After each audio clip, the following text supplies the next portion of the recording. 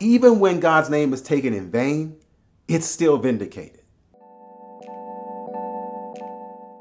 Grace and peace, everybody. Welcome to part 4 of this 5-part series, The Vindication of God's Name. When we look at God's name, I think of the third commandment, thou shalt not take the name of the Lord thy God in vain. And the idea behind the commandment is that don't say God's name flippantly or just randomly, because when the name loses its power, we'll then have the thought that the one behind the name has lost his power.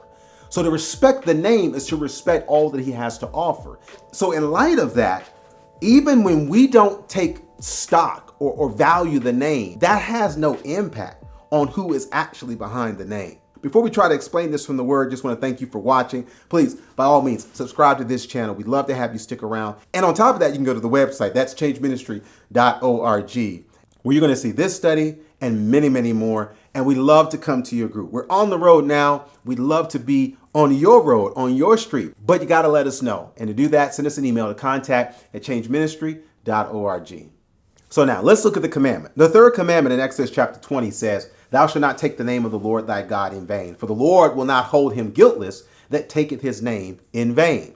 So this is the element of obedience, to not take God's name in vain, because there is a penalty. There's an outcome or result for that. But moving beyond that, let's say somebody does take God's name in vain.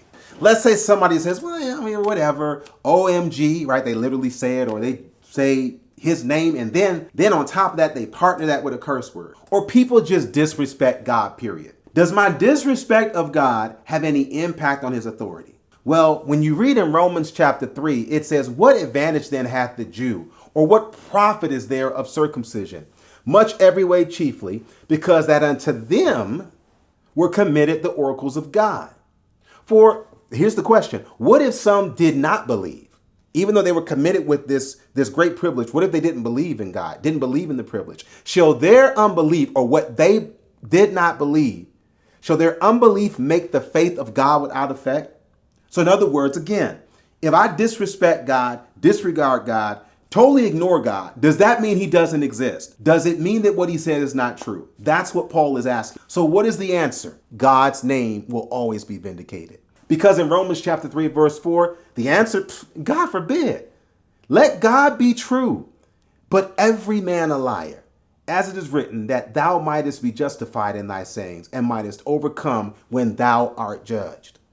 Even if you take his name in vain, God's name, it's so vindicated, and he's so God. And I'm trying to make a noun a verb. He's so God that even when we ignore him, he's still God.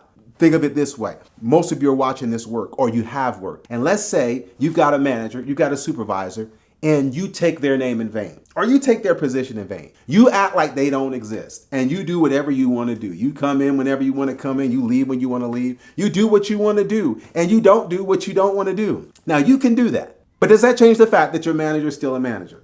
If there's any doubt to the answer to that question, if you come when you want to come, leave when you want to leave, do what you want to do, and don't do what you don't want to do, you will find out very quickly. Even in the world, they are a reality, and that reality would be vindicated by your firing, by your loss of a job.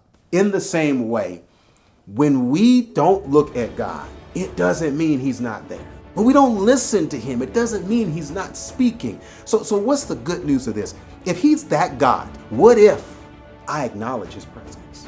What potential then can be unleashed when if I ignore him, he's still talking? What if I did listen? What would he say to me? What could I hear? Oh man, I hope this encourages us. Brothers and sisters, this is the good news, that his name will be vindicated. So why not take advantage of the God?